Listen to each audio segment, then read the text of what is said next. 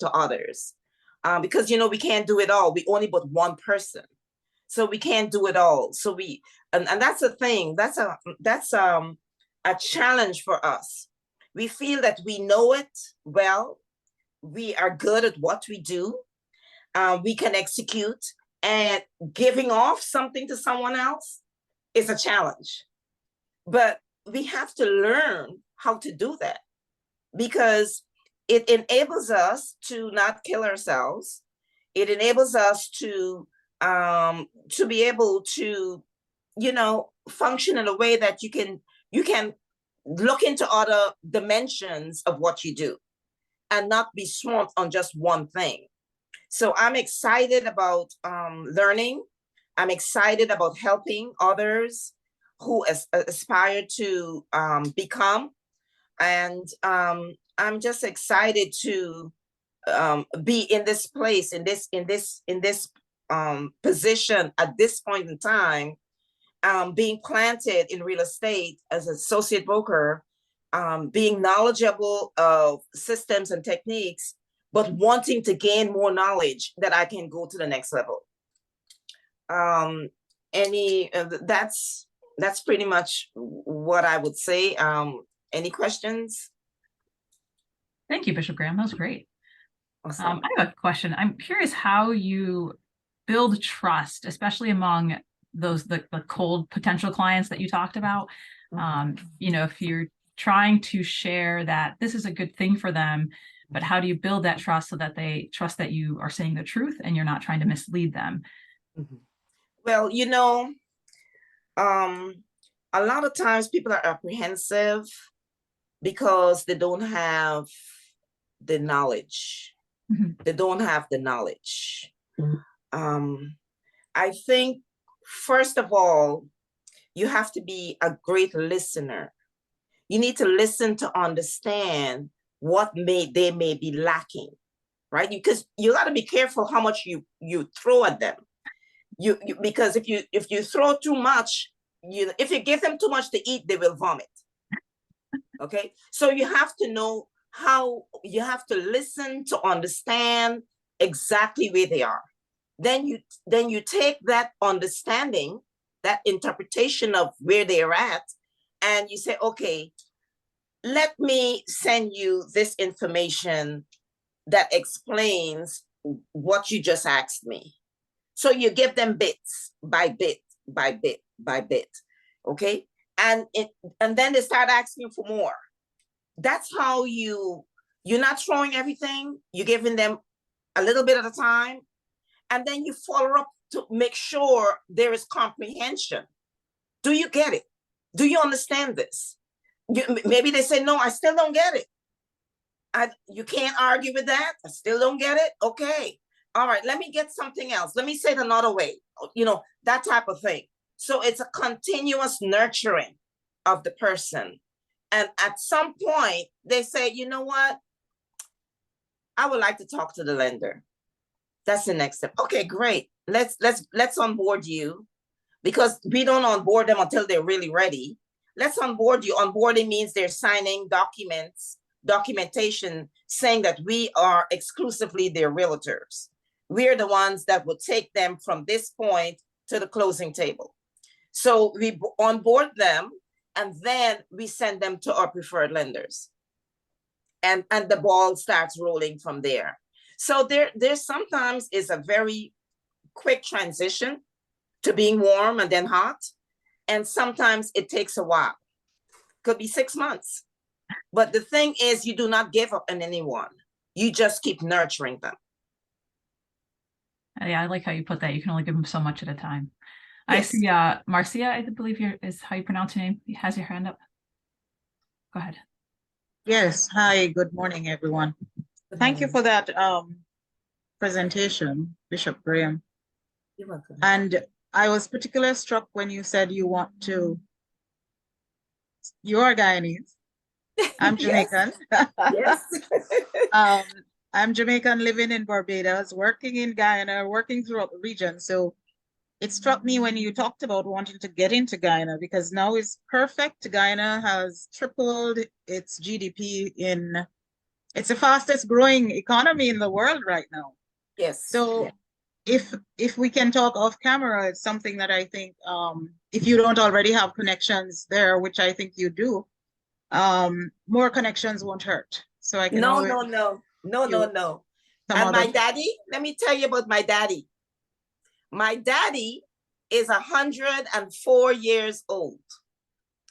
He just celebrated his 104th birthday, February 27th, in New York for our Rockaway Queens. I went there and we had a little celebration with him. But Daddy was superintendent of police, trained Scotland Yard in England, and knows a lot of people. But my sister, we will connect because this burning I feel in my soul is telling me it's time for you to head back home. So I'm excited. I'm working like very hard because I want to not just get home, establish myself again there. I'll be between United States, I'm in Georgia, and Guyana, but be intentional about affecting people's lives for the better. I'm going to create change. I'm going to take people to the next level. That's why I'm going. Yes, I'm a minister, but people are hurting. People are wounded. People have lost hope that there can be better. And my influence is to remind them and to reassure them that there is hope. There is hope. And as long as you have breath in your body, there is room for improvement. There is room to take you to another level, right? Because everything we have right now or everything we will attain in the future, we cannot take it out of this world, right? It's a resource that God is going to allow us to use right here. So I want to take that reality and feast on it and hold on to it, knowing that I am only a vessel. I'm just a vessel, right? And I just want to be used to the utmost that I can affect change. And my brother-in-law is from Barbados. I'm glad that you guys can make the connection. This is great. All right, next we would like to welcome Ms. Jennifer Jost, an award-winning speaker, money coach, and wealth advisor. She has been awarded the National Associate Advisor of the Year, President's Club, and Inner Circle, which qualified her for the $1 Million Roundtable. She has many certifications, including Certified Money Coach, Certified Divorce Financial Analyst, and Certified Grief Counselor. Ms. Jost has the highest level of commitments in her field, a fiduciary responsibility to her clients as a registered investment advisor. She has over 30 years of experience as a successful business and certified money coach. We warmly welcome Jennifer Jost. Good morning, all. Can you hear me okay? Awesome. Yes, we can hear you. Yes, we can. Everyone's asleep here, so I have to keep my voice down. So I want to dive right in and share. I am going to be topsy-turvy here. I have been in the industry for a very long time. I have been a business owner ever since I was 23 and got out of corporate world because I was way too mouthy, and I was training the guy that made more than I did and knew half of what I did. So I had to step into the entrepreneurial world, which is what I grew up in. So I don't know about anybody there, but I was raised in an alcoholic home, dysfunctional household. And at the age of 19, jumped into another marriage with an alcoholic. I had my first son at 21, Nicholas, and my daughter Cherie at 24. 29, I woke up and said, I cannot do this. I need to get out of this marriage. This does not end well. After an 11-hour hostage situation where I started with him having my daughter at gunpoint to get me into the car. After 11 hours, he actually took his life and my children's lives in my master closet when I was 29 years old. I lost my 5-year-old daughter and my 8-year-old son.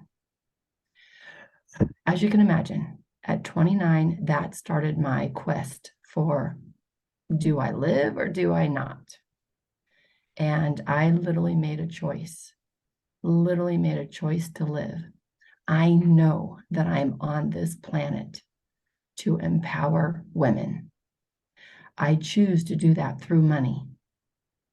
I got screwed 3 times, 50-year-old white men. I got tired of it. So I became my own financial advisor after my psychology degree and PTSD, all that great stuff. I said, now I need to learn money. I've always been a business owner, but I did not know anything about investing. I've always had real estate. Thank you, Bishop Bay. I love real estate. Highly recommend it. And I didn't know anything about the investment, the stock market, financial planning. Here I am, a 35-year-old single mother with money, always making 6 figures, and no one's knocking on my door to help me figure this stuff out. So I became it myself. And after many years as a very good financial advisor, winning all the awards, all that, I realized that the women and myself still had stress around money. This industry, in fact, business in general, is set up for the masculine brain. It is not set up for females and our emotion. And so I became a certified money coach, went through my own situation of getting back on track with, oh, wait a minute, I have breasts, I have a brain, and I absolutely deserve wealth, love, and all the joy that God wants to give me on this planet. And that's what I do. I help women who are worried and stressed about money, and I help them switch their old patterns to new modern money strategies and modern money thoughts, that we all deserve wealth, whatever wealth looks like to you. I have a client that's in a little cabin up in the hills. That's all. She's good. She loves it. Then I have my multimillionaires that are going to change the world and get in front of many people as possible. Doesn't matter where you're at on the spectrum. We all have an emotional relationship with money, and it's okay. And we have to honor that and step into the power that we really truly have. And I do believe that we, as women, and a few good men, if they want to join us for sure, can actually harness our voice and stand up and make a difference. I haven't been as bold as I am this year. I've been trying to be politically correct all these years still, and now I'm over it. I'm over it, and I know people say, okay, I'm tired of you talking about the difference between men and women. And I'm like, oh, that's okay. Now I'm single, been married 3 times, love men, has nothing to do with it. I'm saying that our systems are built around the masculine brain set. Just with Bishop Graham, you were just talking about real estate and how you're warm and cold, and how all of that was created by men on how we get into people. Now, I know you are, just from meeting you today, you're amazingly emotional. You completely have an amazing relationship with your clients. I can just feel that from your heart. So I feel like we are missing such a huge responsibility to our future women and anyone coming up, that we have emotions and it is okay. And to be able to get in an intimate level with someone emotionally and get to know them, which is why I start with my biggest horrifying situation in my life, because I believe vulnerability breeds intimacy. So now, don't you all feel like you can share something with me because I shared it with you, right? So I opened the door to my heart. And I love heart selling. I love heart leadership. I love encompassing our whole body, both of our sides of our brain, our masculine side, our feminine side, our spiritual side, our sexual side. Like I was told from the big wirehouses, I had to wear closed toe shoes nylons or pants and a blazer and my hair up and no dangly earrings at all times, because I had to be a man in order to sell financial plans, which is completely baloney, because women in this industry rock. Like, we are the best investors because we look at the whole picture. I'm caring for my mom. God bless your dad, 104. Holy crap. I do want to live to 104. My mom's 90. She's in memory care. She's doing great. Everything's wonderful. She just has no short-term memory, so she's happy every day. It's awesome. My dad passed at 94. And so I've been caring for them the last 20-something years because they ran out of money. They didn't know they were going to live this long. So I have that. And then I have my 25-year-old son and my 26-year-old daughter. My son has been suffering from addiction for 13, 14 years now. He's clean. Praise the Lord for the last 10 months. He's doing awesome. Send prayers to Parker, please. And I wake up every day in joy. And I know that's not just me, right? I have help, but I've opened my heart. I've opened my vulnerability. Now, I always put my purple eggshell around me every morning before I go out into the public and bounce off all that negativity, because I am looking for people to be in my life that can open their heart and that can share intimacy, and we can build relationships. And the more we can do that with knowledge and learning from each other, we can literally change this world. We literally can. There's no reason for me to walk by homeless people every single freaking day. There's no reason for any starving children in this world. There's just no reason. And us as women being the nurturers and the life-giving, it hurts us. It hurts our heart to be able to experience these things on a daily basis. Men are amazing. They are compartmentalizing, and they are great at that. And as much as I would like to say, I'd like to learn from that, which we all do, we have to take our heart off and put it on the shelf when we're actually dealing with a client or a catastrophe or something. And at the same time, I still want to put my heart back. Like, that's who I am. That's how I make a difference. That's how I care about my people. And that's how I can literally say, okay, I have my children, I have my mom, I have my current lifestyle. Let me tell you, I freaking love life. I want to have a good old time. I love my food. I love my car. I love having a good time. I am not going to suffer. That's all good. I can be satisfied exactly where I'm at, no matter what. But I have all of this to look at when I make one decision. And women are amazing at that. We can look at our whole lifespan. When I'm financial planning with someone, now I got to make sure they can live to 104, right? It's like, I got to make sure that and I just have a brand new client, 31 years old. And he's like, okay, my mom is like saving everything, waiting for a better time to spend her money. He goes, and our generation is like, we want to have fun now. He's like, how do you balance the both? And I said, well, I come to it very differently because I did choose to live at the age of 29. I know life is short. I know it can be painful. So I absolutely want you to have fun now. And if you look back at the last 2 years with all the money that you've made and all the things that you've done, is there maybe 1 out of 4 things that you've done that you maybe could have not and saved that money and had more cushion today? And he's like, absolutely. I'm like, that's all I want. That's all I want. I don't know your path. I don't know what God's got for you. I don't know what religion, where you believe, Mother Earth, the universe, whatever it is. That's not my job. My job is to hold my clients to be their most authentic self, to make their best authentic decisions that's according to their life plan. I am not here to tell them shoulda, woulda, couldas. Have you all been should over enough? I mean, I'm so done with the shitting. Like, we literally, that's not my space. My space is to educate my clients and to provide them the platforms to be the best they can be and make the most money, keep the most money, enjoy the lifestyle without shame and blame. Anybody have shame and blame around money? Like, oh my God, right? We release that shame and blame. We create new patterns of beliefs around wealth, money, finances, your lifestyle. And of course, it goes, throughout your whole life. So you can reach me at meetjenniferjost.com. That's my electronic business card. I give free consultations. It's called a free money breakthrough session. Love to chat with anyone there. I definitely think it's time for us to use our voice to change this world. It's time for us to step up, and not in the shaming, blaming way, and not in the holy crap way, but just in, hey, this is my reality. This is what I experienced. I'm not glossing over it anymore. I got screwed.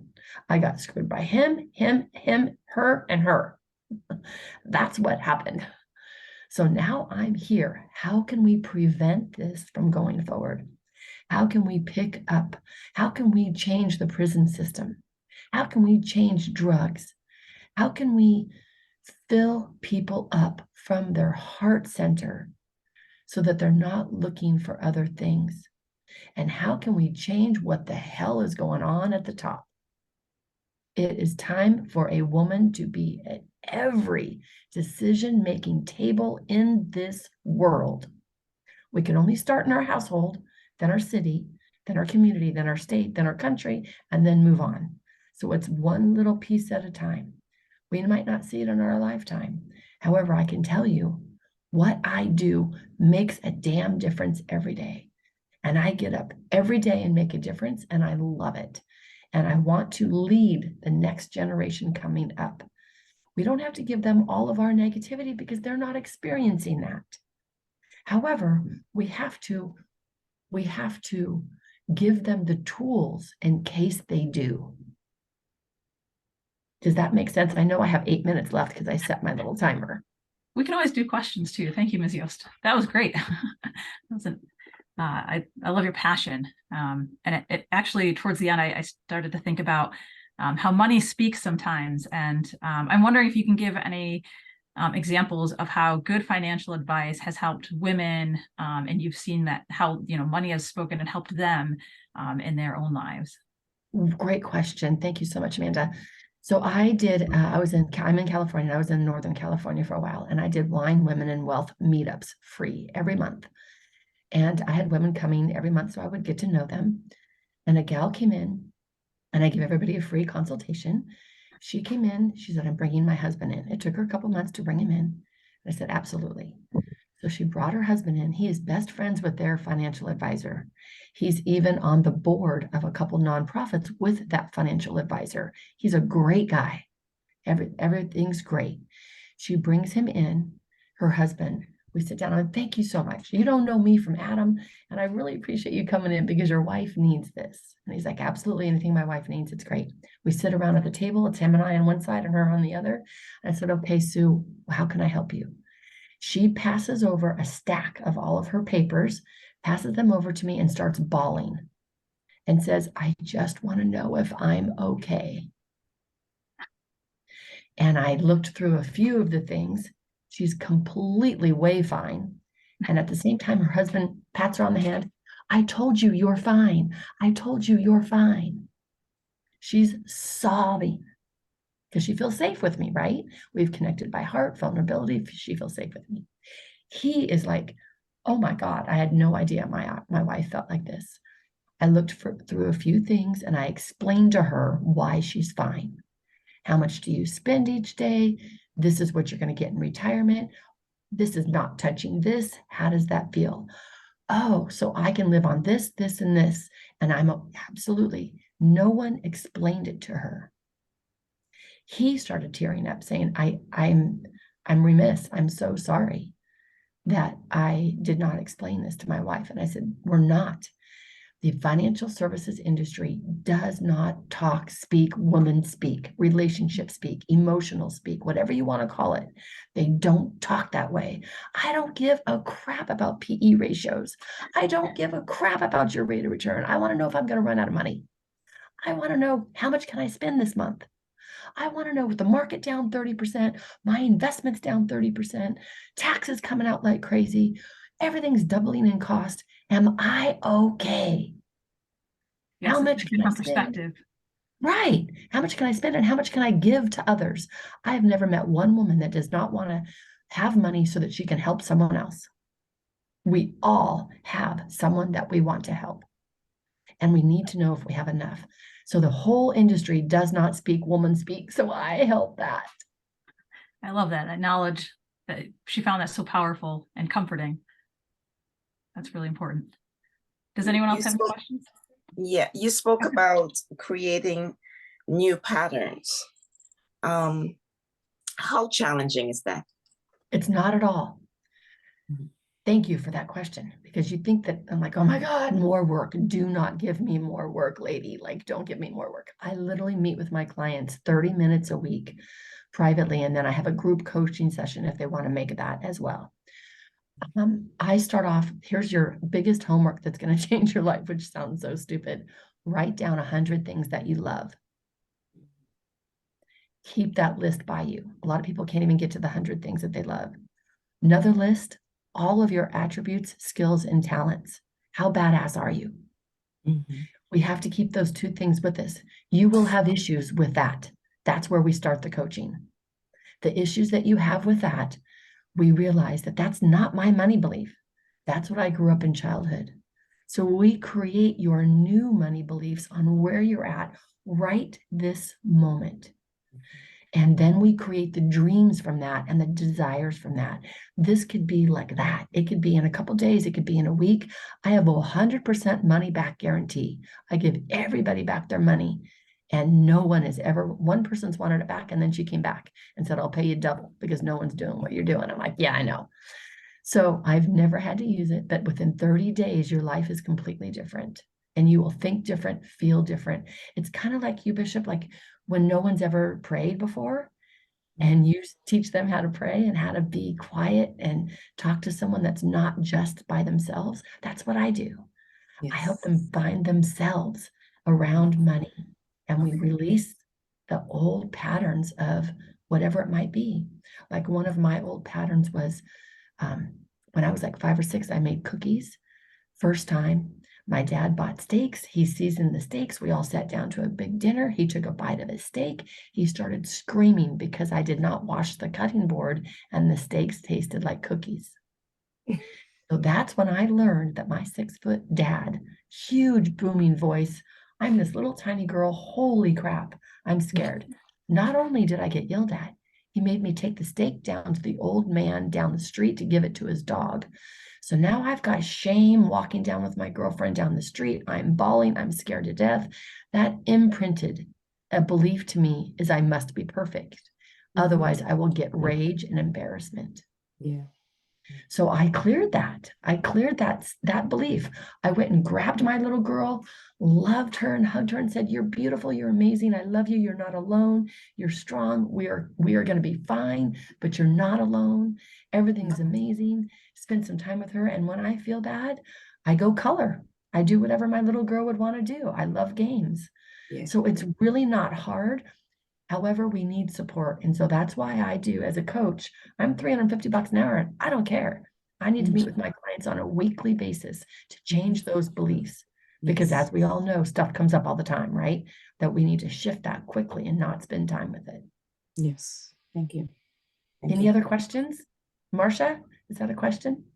Mine is not a question. It's really just totally endorsing what you have said and in alignment and agreement with the whole relationship that women have with money and with the structural inequalities that have been put in place and are still being reinforced today under the made-up capitalism, and that we do need to create our own, as women.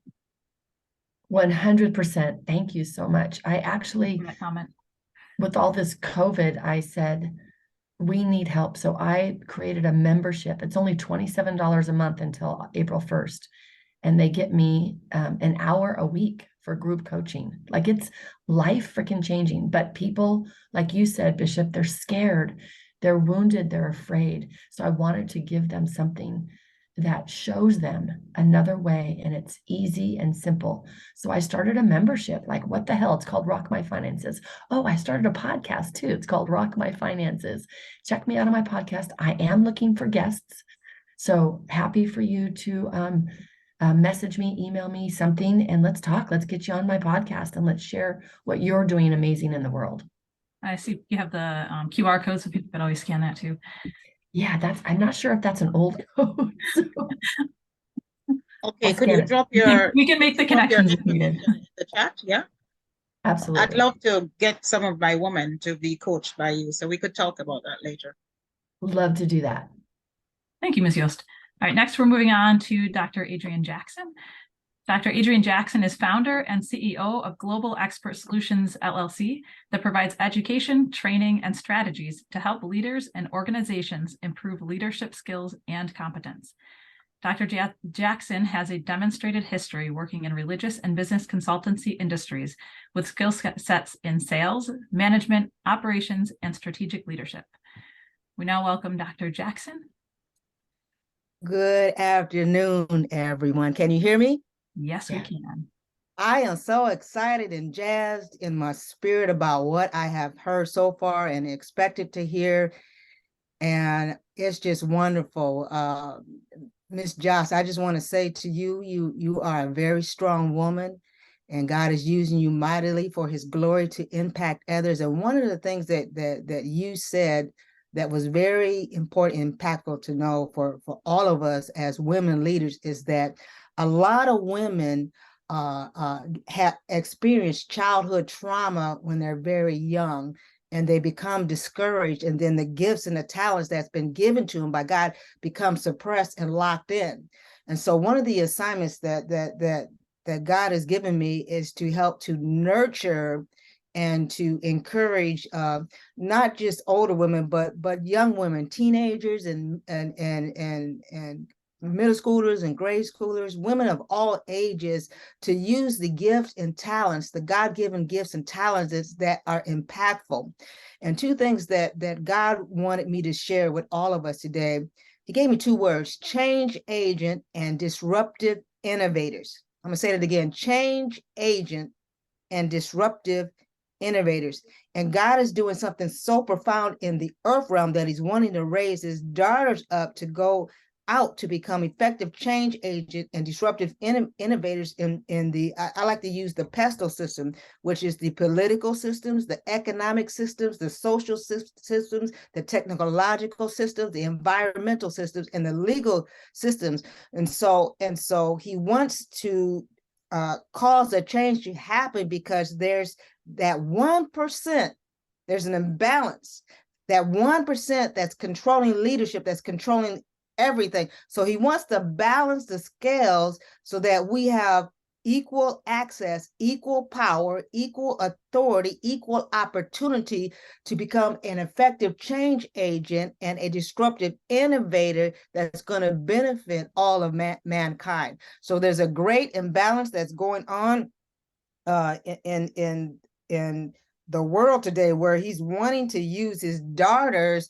to make a positive change. And I believe that every person has some skill set and some competency leadership that's beneficial for their community, even in families. People think, oh, being a mother is easy. No, you have to have a leadership role being a parent. That's where you can learn leadership, start to learn leadership. People don't think about the roles that mothers have as effective leaders and effective change agents. We are the ones that influence our children and through what we're teaching and grooming them up as they grow up. And so all it takes is one negative word, one negative action towards that child when they're young that's going to cause them to have the wrong mindset and behavior and attitude towards their own abilities and towards dealing with people out in the world.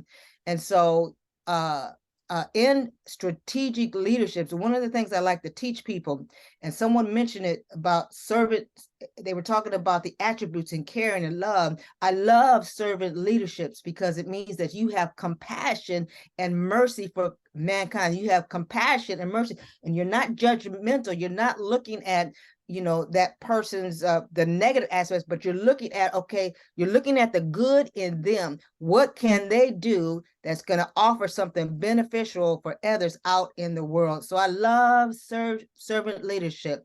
I love to nurture. And so what we need to do as effective change agents, we need to think about, number one, what is the skill set and the desire in our heart that God has given us to cause change to be effective, irrespective of what it is. You know, you may want to get into the financial arena. You may want to be a chef. You may want to teach. There's such a shortage in the area of teachers. We need more educators, more educators. We need more in the medical industry. So if you look at the dynamics of what's going on in the world, where there's shortages in different areas, we need more scientists. We need more technological specialists. And there's plenty of women out there with the skill set and the knowledge and the revelation that God has given them, and the insight that God has given them to go out and be that effective change agent in the world. And so if you think about the past, just ponder this and think about the political realm, think about the economic realm, think about the social realm, think about the technological system, think about what's going on in the environment, and think about what's going on in the legal systems. If you notice the trend in the world, how women are coming up and they're becoming CEOs and they're becoming experts. And there was a young lady that created the vaccination for COVID-19. So we are very, very impactful, very, very important, very, very crucial for what this world needs today. And so what God is wanting me to share with everyone, he doesn't want the dormants of his creativity, his innovation, his ideals, his purpose and destiny to be locked in and stagnated in that young woman. So each of us, irrespective of where we are and how we're operating in this realm, there's always something more. There's always something new that God wants us to do. He wants us to do so that we can cause change. And it's very critical. People paid attention to what happened during COVID-19. The world was not ready for that situation. There was a collapse. And so we have the power and the ability as women to be creative, to use a form of strategic foresight, which I like to talk about, to go in and analyze, you know, the situation. What are the current dynamics that's going on in the world, but what can we strategically see for the future, that what may happen, that we can go in and create a system so that we don't have a collapse. We were very fortunate and blessed in this world that there was a total collapse. It would have been disastrous. And so you know, just like Miss Josh, she talked about the financial realm. You know, you have something that God has given you more and above and beyond that what you could ever imagine that you can do to cause a change in the financial realm, in the economic systems. And so each of us have qualities that we have not used and have not tapped into yet to become even greater effective change agents, to be those disruptors. See, God has given me ideas that, for example, one of the areas is in the medical industry that's going to be very, very disruptive. And so think about this. Those of you that have a financial expertise, what can you do to cause a change in the financial industry that's going to benefit everyone? See, the systems are not rigged for us to grow and benefit. The systems are rigged to keep people, the majority, in a certain place in society that's not good. And so we should not be living paycheck to paycheck. We should be in a position as men and women to to invest and have financial leverage, economic leverage, social leverage in all areas and all aspects. And so as we go forth and as you lead this meeting, just think about it. Just, just sit and be still and just ponder, what is it that God has given me that he wants me to do, to be creative, to be an innovative disruptor, to be an effective change agent for the common good of mankind. And so a lot of times leadership, it becomes selfish. It's about me, getting ahead all the time. That's the mentality. So our kids, a lot of kids grow up and they see the situations and the facades in the world. So I want to be wealthy. I want to be a millionaire. There's nothing wrong with that. But what can you do with the resources that you have to help mankind and humanity? What can you do to change the situation of homelessness? What can you do to change the situation for women and the single parenthood and mothers that are single and trying to raise their kids? What can we do to help people to eat healthy, to help people to want to change? What can we do to help people with mental health? As leaderships, as creativity, as innovative disruption, as change. And so we have an opportunity to impact every area of the pestle system for the good of humanity. I have a passion for women and for young women and single parents. I have a passion. Why? Because I was a widow at the age of 26. Why? Because I almost died twice. Why? Because God had grace on me. God had mercy upon me. And God's love has been everlasting for me in my life. See, the evil tried to destroy me. When I was a young girl, I was molested. I was raped. I was in an abusive relationship. I almost died twice. I had an accident, had 4 surgeries. So I've been through a lot, been homeless. I've been there. So many different scenarios that are affecting the women today. I've been through that. So God has graced me with the opportunity to be a blessing and to encourage others. I want to see women excel. That's my passion and that's my desire. Everyone has something to offer to society in a specific leadership, skill, and competency. And that's what I desire to do. I leave the door open for any questions. Thank you, Dr. Jackson. I really loved how you talked about leveraging where you're at and what your skills are to help lift other women up. It shows that everyone is part of the system, that all the systems are connected. I really liked that part. Does anyone have any questions? Again, I don't have any specific questions, but it's just so interesting how all the speakers are really resonating around a point of heart, a point of love, a point of sustainability, a point of inclusion in terms of women being able to I guess in one word, embrace equity. It's changing lives so that we can change environments, change the world, and make it more prosperous for women. So I'm loving your presentation, Dr. Jackson, and all the women before. This is powerful. I'm glad I'm here. Amen. No women left behind. No young girls left behind. No teenagers left behind. No college students left behind. No married mother left behind. No single mother left behind. No elderly woman left behind.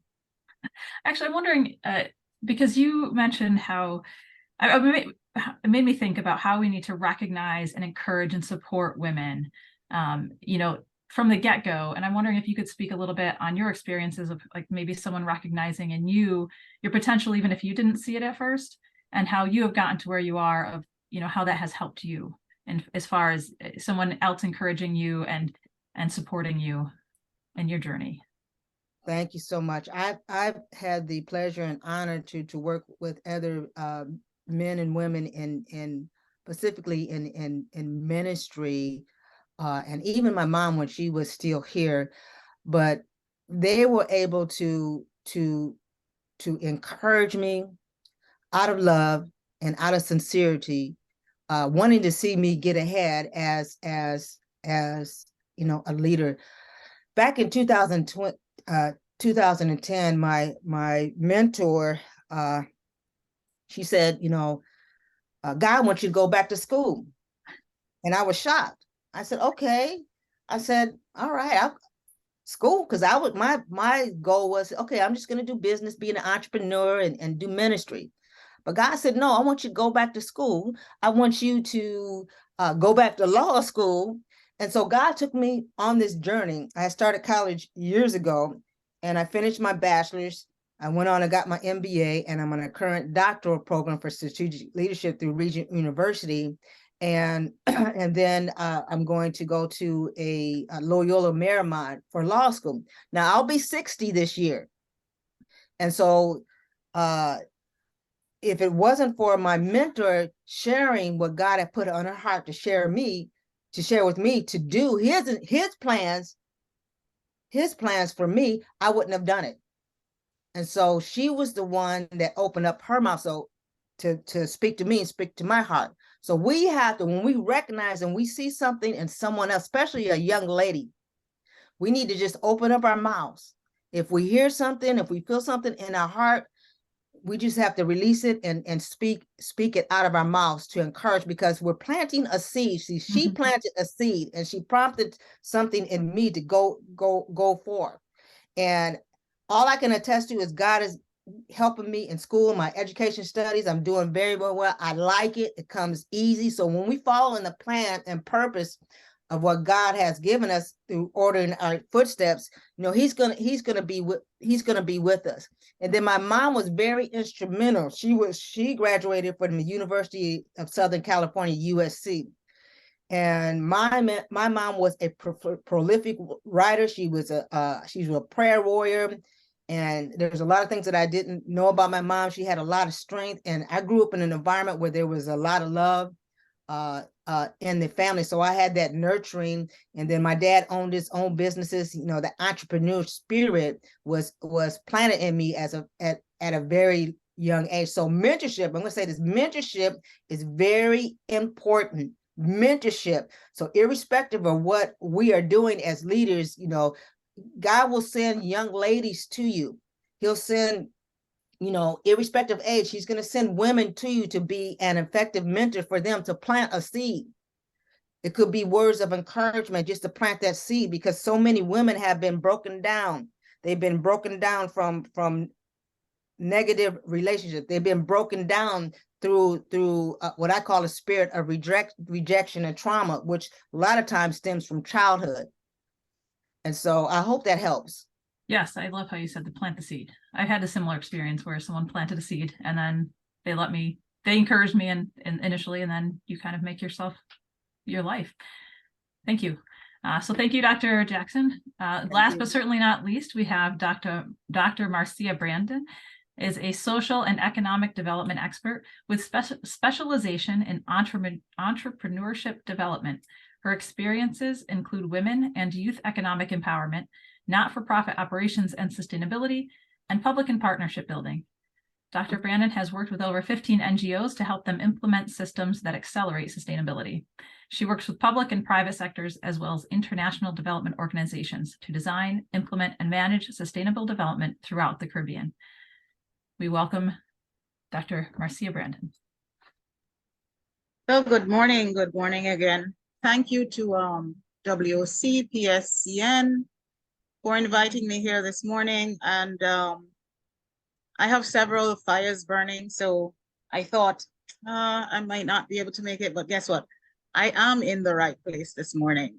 I am definitely in the right place this morning, and I'm so happy that I'm here despite everything that's going on. So this morning, I very, very, very quickly want to share with you some of the things that we have been doing at COESL, which is the Caribbean Center of Excellence for Sustainable Livelihoods, which I'm a co-founder of with 3 other female entrepreneurs, female leaders. We founded this in 2011. And we founded it because based on our experiences before, we had many, many, many women and youth coming to us asking for support to start businesses or grow businesses. And we decided this is something we need to do to help women and youth of Caribbean and African descent to make businesses for themselves, to make sustainable livelihoods for themselves. So even if it's working for someone else, it's working for someone else as if they're working for themselves. And how does leadership come into this? We believe that entrepreneurs are leaders. We believe that everyone has leadership within them. And so I see myself as a tool. I'm really, really passionate about a number of vitalities.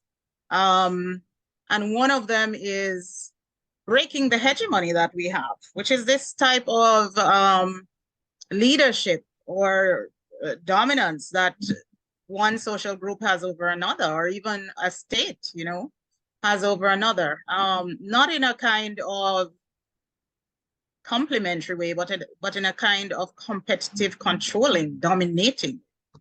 And so no matter what era we are in, whether it's the digital era or the paper era, one thing we can say, or one thing I'm sure of, is that leadership requires building relationships. And whatever era we're in, we will require leadership at every single state, whether it's private sector, public sector, government, local government, all types of different types of governments, and all types of businesses and corporations. So, of course, we can't leave out the third sector, the NGOs. So one of the things I have learned, I'm going to talk about a number of things we have learned over the years as we practice what we call complementary capitalism, and not capitalism in the traditional, or I'm not even sure that's traditional, but in the way we know it. It's capitalism for us is virtual or virtuous entrepreneurship. It's doing good because we feel that doing good is good business. And so our model at COESL is called complementary capitalism, based on the 4 Ps, where we say we are developing people in such a way that they can make their own sustainable livelihoods, whether it's working for themselves or working for someone else. We look at preserving the planet because we believe that when we do business, we should be preserving the planet. We should be very focused on taking care of where we operate, because then it takes care of us. And we can actually see what's happening now in our world with the environment. We have totally destroyed the environment. We have reached a place where we really have fished the last fish in the sea. Yeah? What are we going to do next? In the Caribbean, disaster risk, well, not disaster risk, disasters are up on us from time to time. During the pandemic in the Caribbean, we had an ash fall in St. Vincent and the Grenadines, which affected us badly in the rest of the region, especially here in Barbados.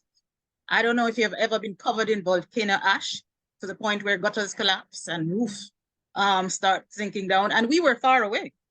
So you can imagine those who were directly hit. We have hurricanes that are coming, roofs are blown off, places damaged, and even now we have people who are displaced, living in shelters and different things. So we have not taken care, we have not been good stewards of what God has given us. And we need people who can actually lead from that position of making things better for each other. Because until we acknowledge that we really are interdependent and interconnected, we are definitely not going to go anywhere. When we look at where we are, we have 1, 2, 3, 4, we have a number of people here, and I'm almost sure we're not in the same place. And digitalization has done this to us so that we can connect. It's a very, very awesome thing. But we do agree it's an awful thing as well, right? Because it has its complexities, it has its complications. And then there's digital poverty. So at COESL, we are focused again on the second P. So we talked about helping people to make their own sustainable livelihoods, preserving the planet, making peace, maintaining peace, resolving conflicts in an amicable way. Running businesses means that you are living in general means you're going to come in contact with conflict. How do you solve those conflict? How do you make peace or walk away if you can't? And the third piece, of course, finding partners. Ensuring that the partners that we find are partners who share our vision, our values, our mission, and are working towards similar goals, if not the same, similar goals. Some of the things we've learned over the years is that, and this didn't just come overnight. I mean, you know, we know that communication skills, solid communication skills are critical to leadership and partnership building. We've had to develop our partnership policy over the years, and we've had to retweak it. Having looked at different situations, periodic review of MOUs, which is one of the tools we use to manage our partnerships, global partnerships. And we have a number of partnerships throughout the world, in almost every country. We don't have an MOU for every single one, but we have a partnership policy which guides every partnership that we engage in. And so we have realized that effective communication skills, not listening to respond, but listening to understand, is critical. Empathy. Empathy is also extremely critical, being able to put ourselves in our partner's shoes so that we can say, okay, I do understand what is happening. And being able to be agile and flexible. Being able to critically think through things that are happening and strategically put things in place to strategically solve, yeah, or resolve the situation. Being able to negotiate. And women are, some women, most women are quite, most of us as women, I can't say most women as if it's far away from me. I'm in it too. Negotiation can be very tricky at times. And I still don't get it right, to be very honest with you. And I'm a bit of a softie on that. I may end up getting the short end of the stick at the end of the day, but it's something I refuse to give up on. I am going to get there. Being able to delegate.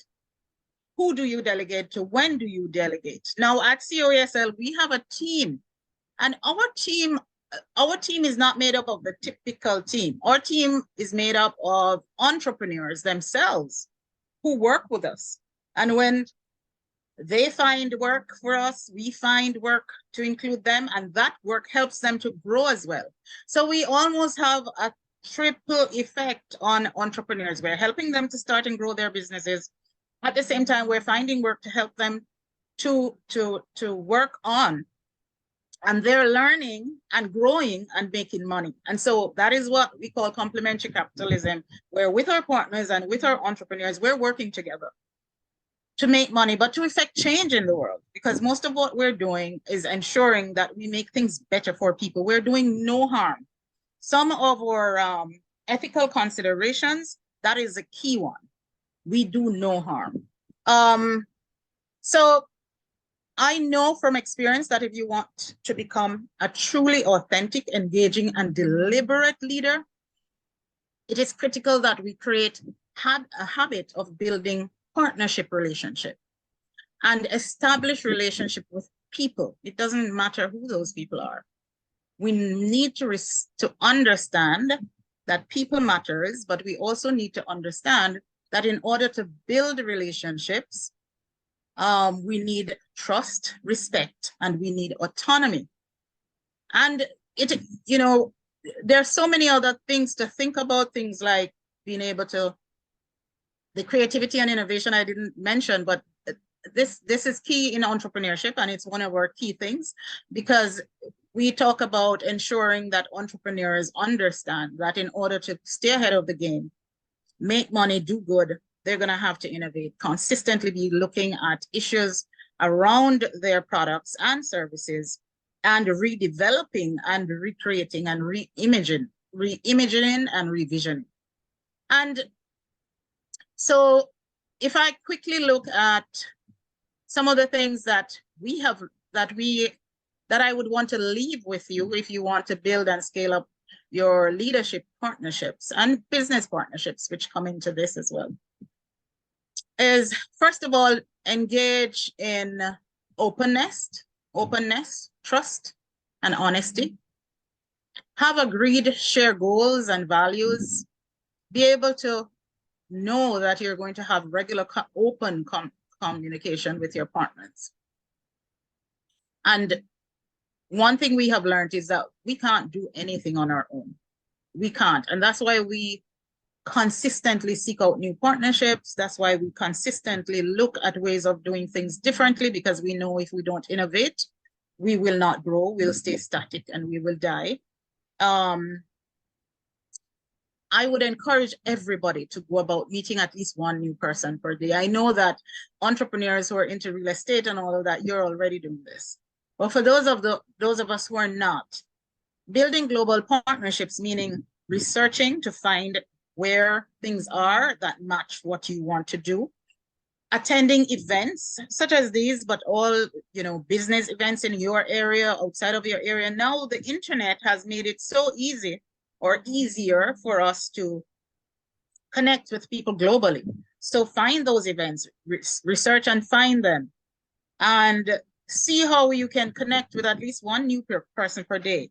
I have sort of made that my way of life, especially on LinkedIn and Facebook, constantly researching. So my mantra is one new person per day, which I constantly do. Sometimes I make 10, because sometimes I miss a few days. And when I go back, I just say, okay, hit.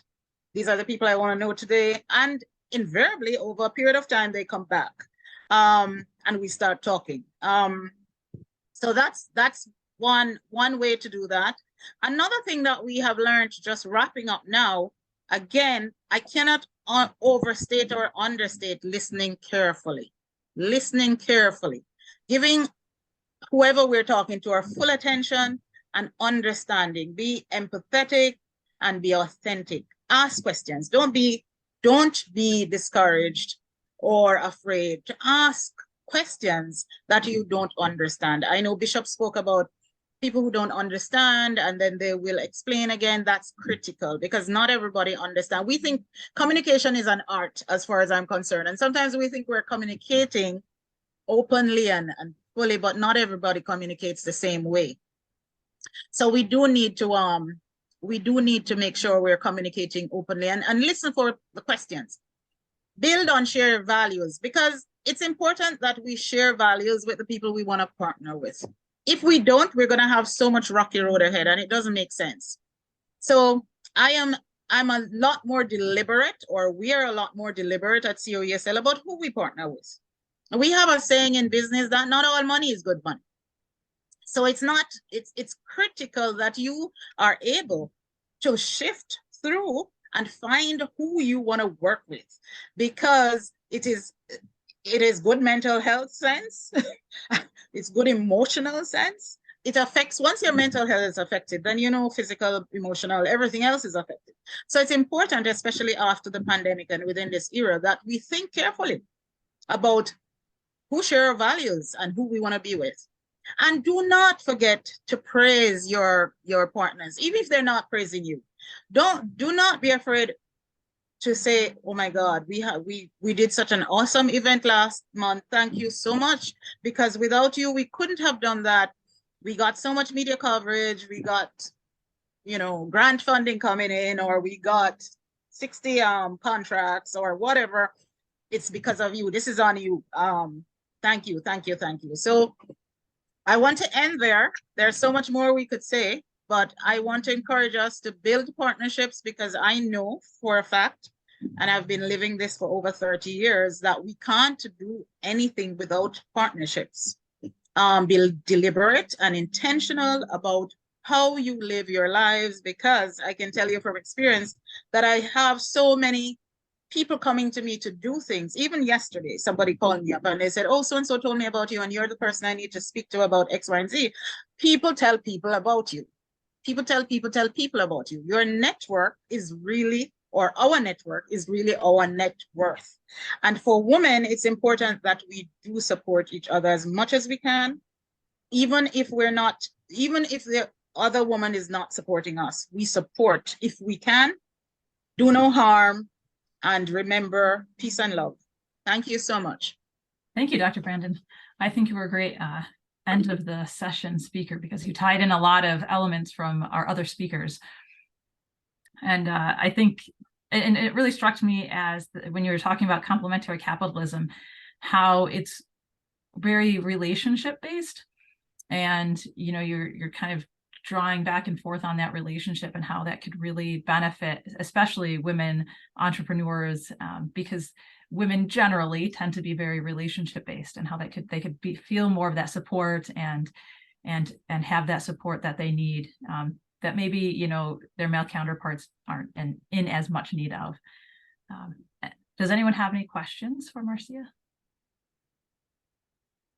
Well, more than a question, I do have some comments. I really like all the speakers and the way they articulate their point of view, and how we can celebrate that, that we are women and we have a lot of to offer to the world. I really resonate with Jennifer as well about that. Is how, as a woman in the industry, we need to celebrate our emotion as a skill to make sure we are touching all of the point of view and all of details to have a success in our projects and business and family. Dr. Jackson mentioned about how we need to explore our skills. And I remember when I was leading the first time a big group of people, and I was trying to mimic other ways of leadership. But it was when I understood that there's one more than one kind of leadership, and I understood, hey, I am a servant leader, and I could nurture myself and be more confident. So that resonated a lot with me. Thanks, Dr. Jackson.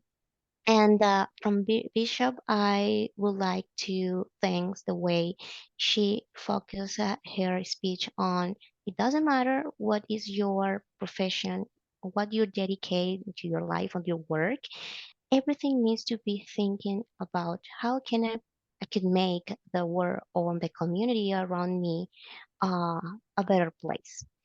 From Marsha, and actually I resonate as well with all your comments and your information. And something that really come to my attention is to be an entrepreneur as a woman is a challenge because we need to develop a lot of confidence. And one of the skills that you mentioned was the negotiation skills. And I think that's something that we all need to improve. And if you could give us advices or any tip that you have in how to build and how to improve the confidence in the entrepreneurs for those kind of skills like negotiation, that I think is one of the more challenging. That's a question, yeah?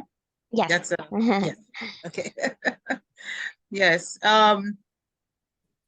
I made sure I did full disclosure to say negotiation. I'm still trying to get after 30 years.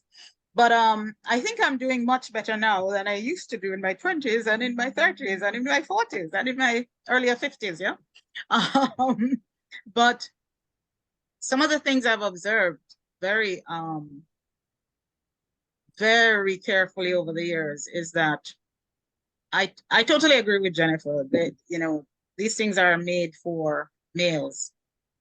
It's set up for males and they're still being set up. And one of the things we're trying to do at COESL is chart our own part in terms of if things don't look right, we're going to say it doesn't look right. Could you fix it so that we three women could actually be able to speak with you from how we know, not you coming to tell us what you know. We have done that. People have kicked us out of the room. Like, who the hell do you think you are, kind of thing. Or some of them have actually sat down and said, yes, let's just try to reframe that. And I think, to be honest with you, and I could perhaps say that it's because of maturity now. Over the past few years, and it could also be global laws, pressure from influential groups and whatever, lobby groups and whatever, that are taking women more serious than they did before. So two things. I remember years ago, an entrepreneur we were supporting went to the bank to get some funding beyond, at that time, we used to lend money to entrepreneurs.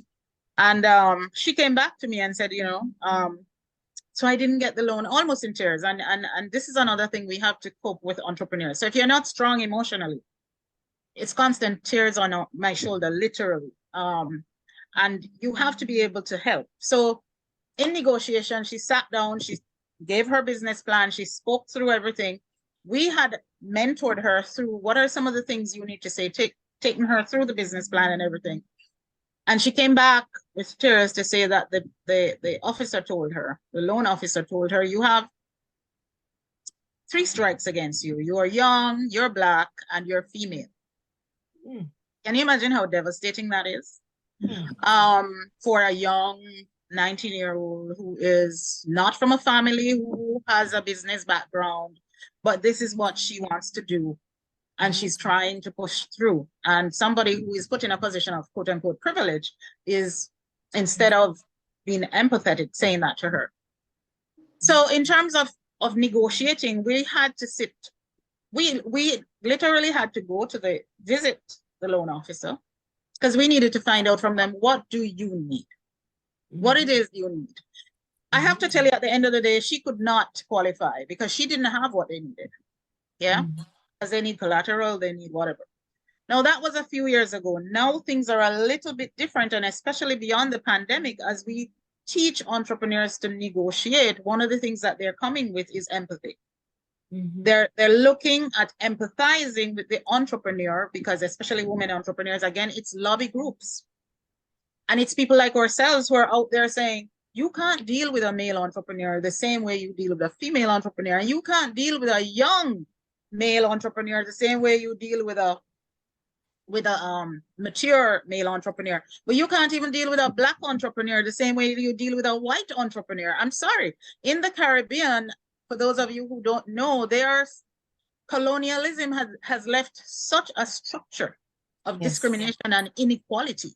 We're still facing it. I mean, we're small states, but most of the people are left behind. Most of the people are left behind, and it's set up based on inequality.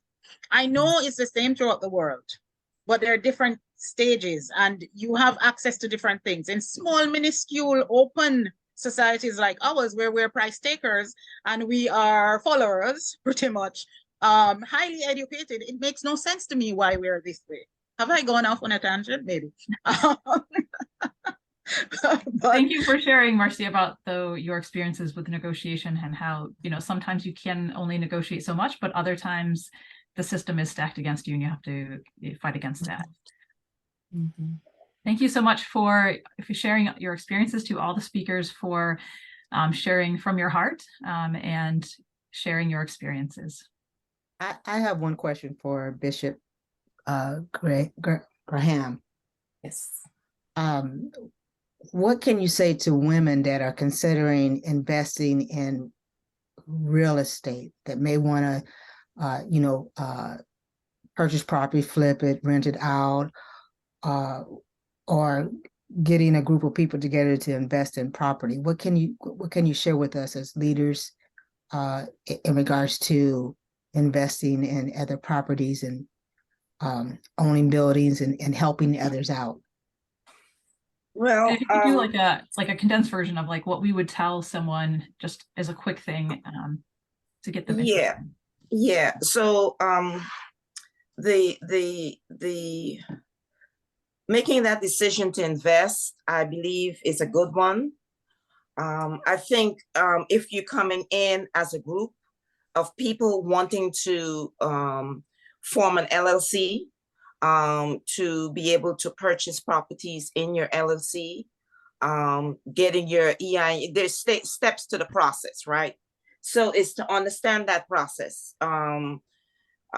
Understanding what is free money to you, what is the finances available for you to do this, how much monies need to be pulled together in order to make it happen. So if you're going to do investing, buying properties to hold, maybe to Airbnb it, buying properties to flip, is first understand that you don't want to put it in your own name. You want to put it in an LLC. So you need to get that established with the state you're in.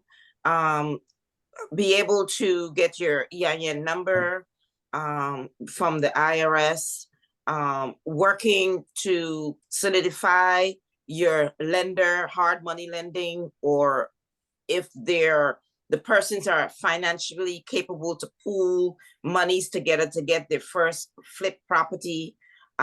So it's just me understanding where people are to give them that next step advice. So, but if you're going to buy as an investor, most times you're going to be buying through your LLC. Awesome. Thank you so much. Thank you, Bishop You're Graham, for welcome. those tips. Thank you. Thank you very much. I am so excited about this conversation. It has been heartwarming, enlightening, encouraging, and motivating. And that is what we do with the JazzyJZ. It is a mentoring program for young professional and business women to help encourage them to go into new directions of growth and direction. So we're really excited that we have one of our young ladies that can be identified as a JazzyJZ on our board of trustees that stayed with us through the whole program. Cheryl, thank you so much for being with us. We want to let you know that this conversation is the beginning of the conversation that will take place in Edinburgh, Scotland on September 13th to the 19th. It will be the JazzyJZ International Leadership Building Conference. We are accepting papers. You can find that information on our website, WOCPSCN.com. It will be 4 days of interesting discussions around the 5 platforms that we build the JazzyJZ organization upon. So we look forward to you obtaining the information and consideration of being with us either virtually or live.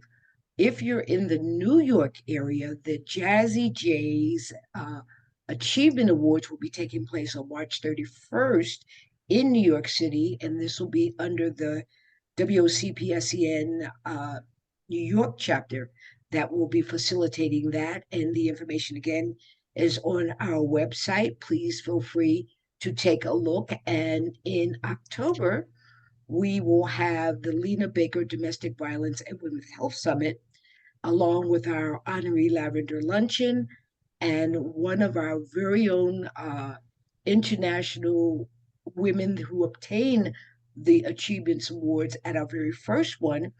Dana Verde has written a play that will be presented on that weekend called For Women. So please feel free to look at the website there. And of course, on June 23rd will be our annual Global Sustainability Summit. Last year, we had over 3,000 people registered. And so we're looking for great things to happen this year.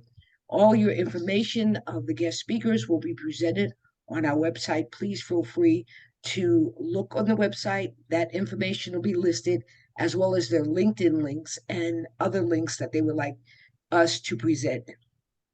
And ending this conversation, ladies, thank you for your commitment, your dedication to gender equity and equality, which is the foundation of WOCPSCN. Amanda, thank you so much for your time. I know you have a little one, and this must have been a challenge, but you were here, and thank you so very much. And to the other board members that were here, they came in and out. I totally respect and get it. And Cheryl, thank you so much for staying with us. Jennifer, Dr. Marcia, Dr. Adrian, Bishop Faye, thank you. Thank you. Have a wonderful day and blessings. Take care. Blessings. Thank you. Thank you so much, woman. Thank you. Thank you very much. Thank you.